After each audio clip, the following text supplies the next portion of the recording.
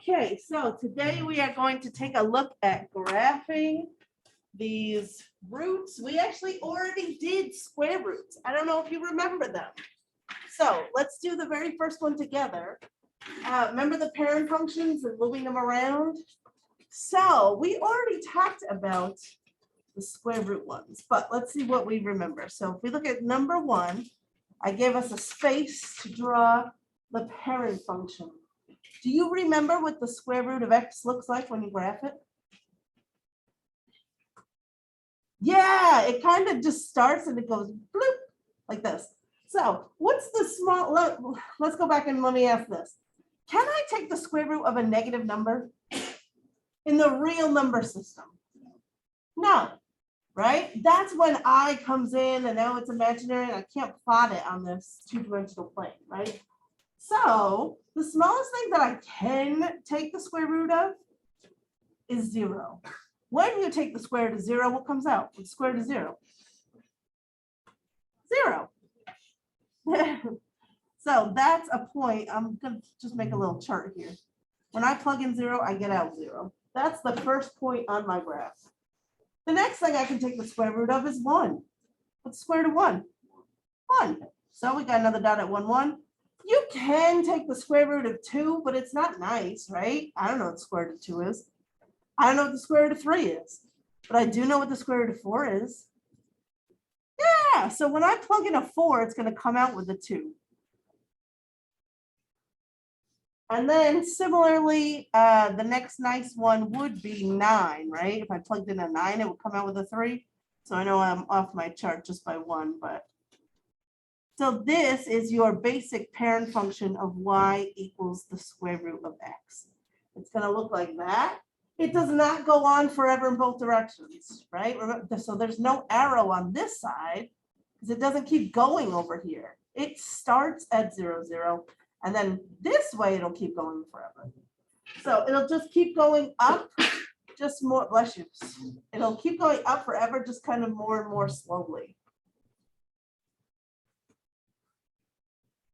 So you know what? Since we have the final coming up semi-soon, I might as well just refresh your memory. Remember talking about domain and range of these things? This is not on your test for this week, but we might as well just, get our minds remembering this stuff. The domain of this thing, what would you say that is? Say it again. Yeah, so domain is all of the x values that you can plug into the function. I can plug in anything greater than or equal to 0. Hello. Thanks. Adam H. and Hazzy. I have these things for you.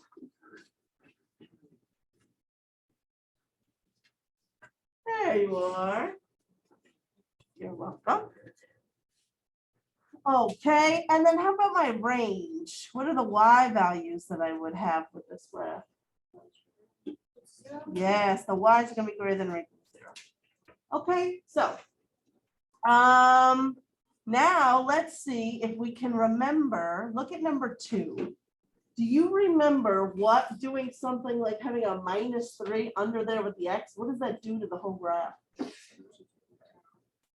Ooh, yeah. Okay, so let's, I'm going to put just the general formula up here. Y equals this, a times the square root of x minus h, and then a plus k on the outside. Oh, you can't even see it. There it is. So a number inside there with the x is h, and that tells us how many units to move left or right. But it's always the opposite of what we actually see there. So on number 2, everybody that said move that to the right 3, you are correct. Okay, so H tells me number left or right. What does K tell me? Up or down. And then A out in front was the thing that would either, first of all, if A is negative, what does that do? Flips it upside down. And then if A is anything other than 1, it's going to either stretch it up and make it taller, or it's going to squash it down. If it was something like a fraction, it would sort of compress everything. So A, bless you, stretches or compresses.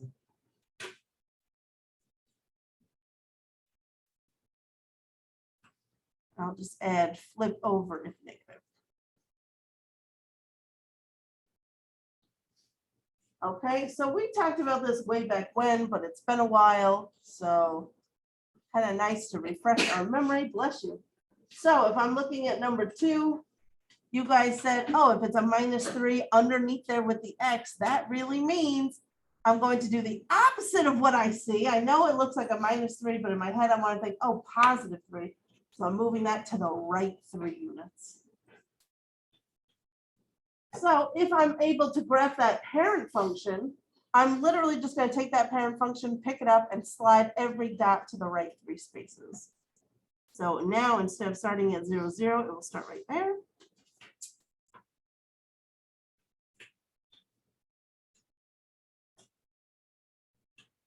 So there is my new graph. What is so wonderful about all graphs is that I don't care if you forgot. Oh, I can't remember. Was I supposed to go left or right here? Am I supposed to go up or down? I'm not sure. You can always check yourself. Always. I think that this is right. So when I plug in 3, I'm expecting to get out 0 for y. If I plug in 3, well, what do you know? 3 minus 3 is 0, and the square root of 0 is 0. I know that that's right. So if you had gone 3 to the left on accident, it wouldn't work. If you had tried to plug in -3, -3 minus 3 is now -6. The square root of -6 is certainly not 0.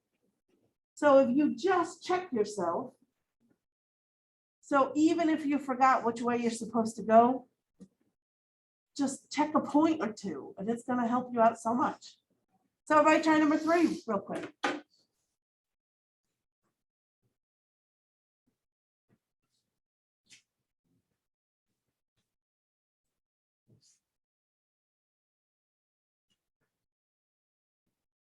What do you do with this one? Move it which way? Only if it's under the root with the X. If it's on the outside, we're going to go up 3. Yep. So if it's completely on the outside, we go up 3. So I just take that parent function and I move everything up. And again, please, for the love of math, check your answer. Pick any point that you just plotted. I like this one right here. That's the point, 0, 3. So if I plug in 0, do I actually get out 3? I do. So even if I went the wrong way, I'm going to be able to catch myself right there if I just check one point, preferably 2. But I'll settle for 1. All right, now A being something other than 1 can be a little confusing. So before we do number 4, let's actually look at 6. So what I'm going to do, I'm going to plot the parent function right on here, just so I have them on the same graph. You don't have to do this, but sometimes I find it helpful to have it like literally right in front of me. So there's the original parent function. Right? And now, what does this number out in front? What's that going to do to everything? Yeah, so what I'm basically doing is I'm going to take all of my y values and I'm going to multiply them by 2. So for the first one, if I plug in 0, I'm still going to get out 0 because 2 times 0 is still 0. So my first dot actually stays right at the origin. But in the next one, think about it. If you plug in 1 into this original, the square root of 1 is still 1, but now I'm timesing it by 2. So if you plug in 1 to this function, you don't get out 1 anymore. Don't you get out 2? Right? So when I plug in 1, I'm now getting out 2. Oh, that's interesting. So what are you going to get when you plug in 4? What comes out? 4, which is 2 times what my y value was. See how it's getting taller?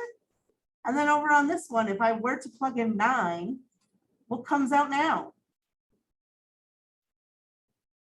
6, yes. So that point has now moved up to here. So this is my graph, and see how it has made my whole graph taller? It times all the y values by 2, so now it's bigger. So here's my final graph, y equals 2 times the square root of x. This was just the parent function because it's convenient to see it right on the same graph. If that 2 had been 1/2 instead, what would my graph have looked like? It was what? If the 2 had been a 1/2 instead. It would have gotten smaller. Right, it would have squished the whole graph down because everything would have been half as tall as it was originally. But here it's 2 times as tall. Does that make sense? Yep. Yes, I can. So 4 is a little bit of a double whammy. We are multiplying and we're moving. So I would recommend that you do the multiplying first and then we'll pick it up and move it. Okay, so again, I'm going to draw the original on here. You don't have to, but I think it's helpful. So there's my parent function. Let me get some of my other colors out.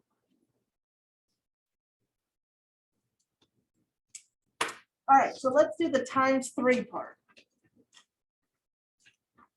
So that's going to make my graph even taller than the last one, right? The last one was only times 2. Now I'm going to times it by 3. So it's going to get even taller. So don't worry about the -1 part for a second. I'll come back to that. So if I multiply 0 times 3, I still get 0. But if I plug in 1, I don't get out. I got to multiply that by 3 now. So it's not going to come out as 1. It's going to come out as 3. This y value was 2. So what's it going to be now? 6, right? I'm taking all my y values and I'm multiplying them by 3. This one that was 3 is now going to come out as 9. So there's me multiplying everything by 3. So that's taking care of the A part. But now I do need to worry about this -1 here. So what does that tell me to do with my graph? Go to the, you have a -1 under there with the X. Where are you actually going? To the right 1 space. So that orange graph that I just made, I'm going to pick up every dot and I'm going to move it to the right 1 spot. So my final graph is going to look like this. Take that one, slide it over to the right 1 spot. The right 1 spot, to the right 1 spot. I know I'm way off the graph there. That's okay.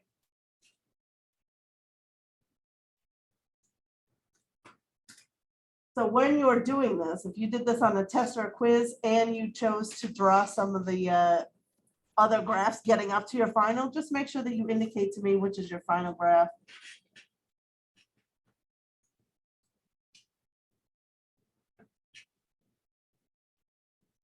And please do yourself a favor. Let's check a couple of points. When I plug in 1, I'm expecting to get out 0, right? According to my final graph, if I plug in 1, I should get out 0. If I plug in 1, does it come out as a 0? It does. Ooh. Let's try another point. According to my graph, when I plug in 2, it comes out with a 3. Does it? You plug in 2. Is the answer 3? Yes. Oh my gosh. Let's do one more just for funsies. If I plug in 5, I should get out a 6 according to my final graph. Does that work? You plug in 5, does it come out with a 6?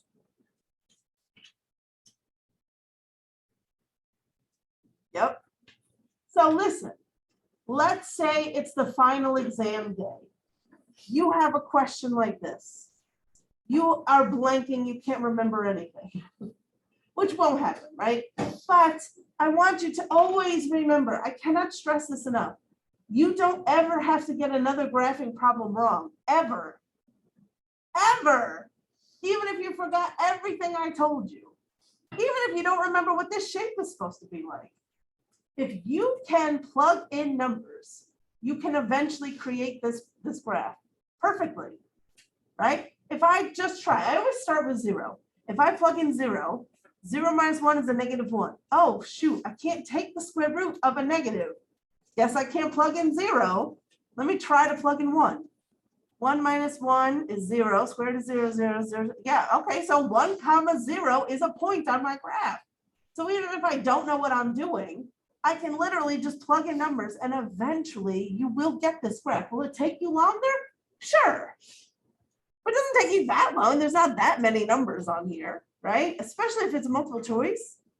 I can plug in 1 or 2 numbers and be able to find my answer pretty quickly. Anyway, so are we okay with the square root stuff? Because now we're going to look at cube roots. And believe it or not, it's the same thing. It's just a different parent function that you start with. That's all. So if you could flip over. Let's start off on number 7, which is really just the parent function, the cube root of x. Let's make another little chart for ourselves. If I plug in 0, what's the cube root of 0? 0. Yeah, great. Okay, look at that. We found our first point. How about 1? Can I take the cube root of 1? Yeah, if you take the cube root of 1, it's just 1.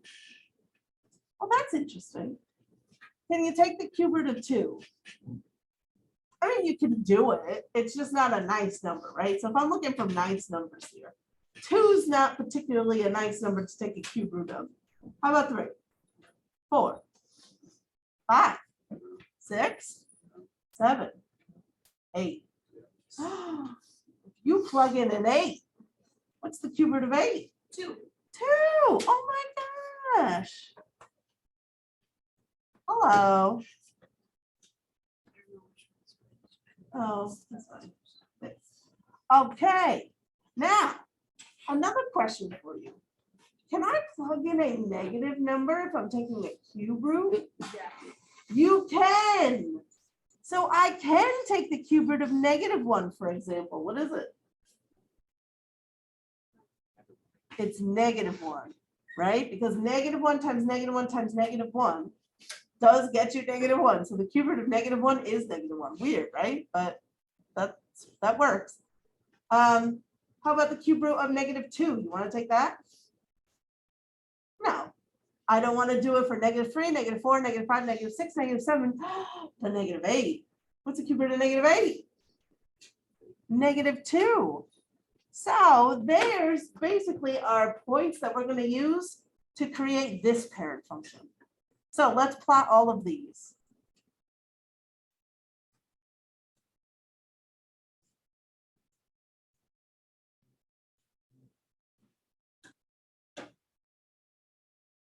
So when you have these, it always looks like this. You've got like these 3 in the middle and then these 2 over here. So let me show you before you connect the dots what it's kind of supposed to look like. It's a nice smooth curve. So we're going to come in here and we're just going to, as smooth as we can, smooth like that. It's like a stretched out letter S. And this does keep going forever in both directions because I can take cube roots of negatives and positives. So it just continues to go. It's going to go up very slowly and it's going to go down very slowly on this side, but it just keeps going forever. So just as a nice review, what would the domain of this thing be? All reals, yeah. You can plug in whatever you want here. I can take cube roots of any number. And the range? All reals again. There's no breaks, there's no gaps. I'll eventually get to every Y value. I'll eventually get to every X value. All right, cool. So I'm doing the exact same thing. The exact same thing that you did on the other side. The same shifts that you saw. It's just I'm starting with this parent function instead of the square root one. So if I go to do number 8, what does that +5 under there really tell me to do? To the left 5 units.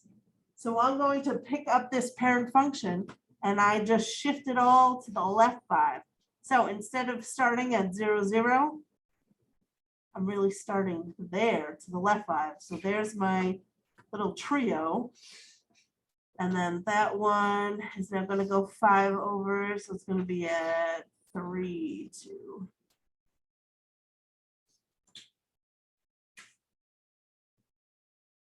It's going to look something like that.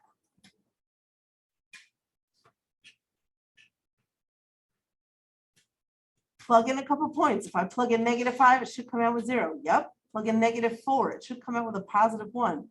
Yep. If I plug in +3, it should come out with 2. Yep. So I know I did it right. I know I shifted the right way, but the shift is the same as the square root was.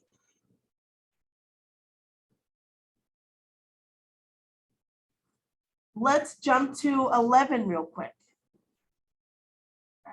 Was everybody okay with 8?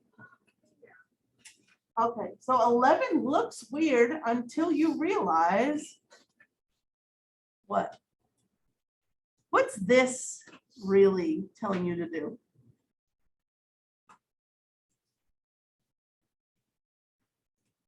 Yes. Should it go down 3? Yeah, so I know we're so used to something in front telling us like stretch and shrink and flip, but it's not saying -3 times that, is it?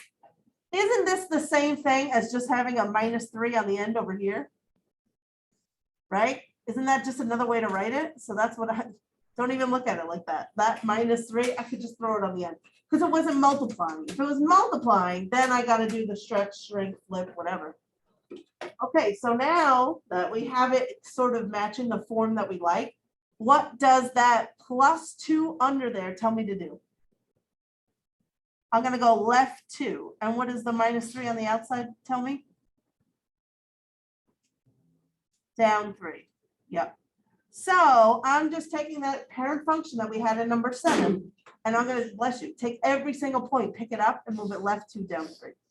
So I always start with the center point. So instead of it being at 0, 0, now it's the left 2, down 1, 2, 3. And if I'm not multiplying by anything, remember that little trio? Just goes right in a diagonal like that. So they're kind of easy to move. And then maybe I'll just do the one that was at 8, 2 is now left 2, down 1, 2, 3. And that's enough.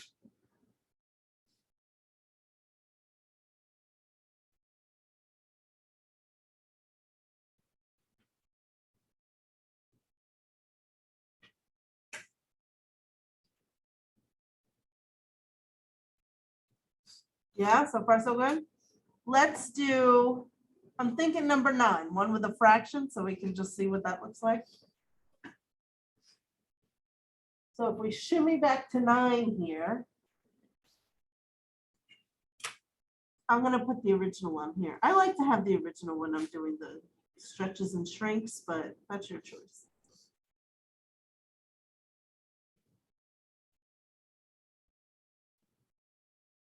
All right, so there's the original. And now what does this 1/2 out in front do to everything? It's gonna shrink it. Right, all the y values are going to get multiplied by 1/2. So 0 getting multiplied by 1/2 stays at 0. But I did have right here, I had a y value of 1. Now that y value is only going to be at 1/2. Over here, I had a y value of 2. Cut it in half, I'm down to 1. Same thing over here. So this one comes to -1/2, and this one will come to -1. I'm just taking all of my y values and I multiply them by whatever a is. So in this case, it's 1/2. So this final graph is just going to get swooshed.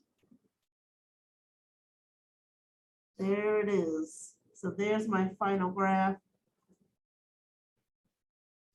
1/2 cube root of x.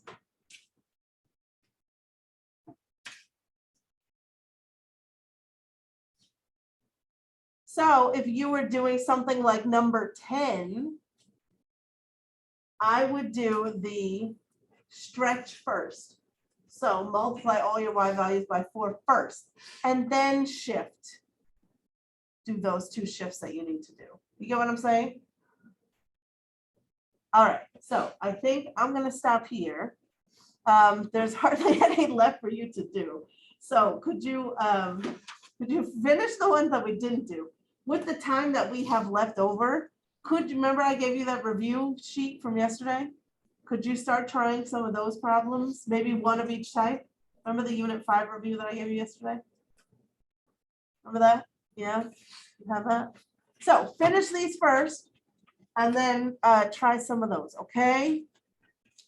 Anybody have a question right now? We're all right? You sure? Makes me nervous.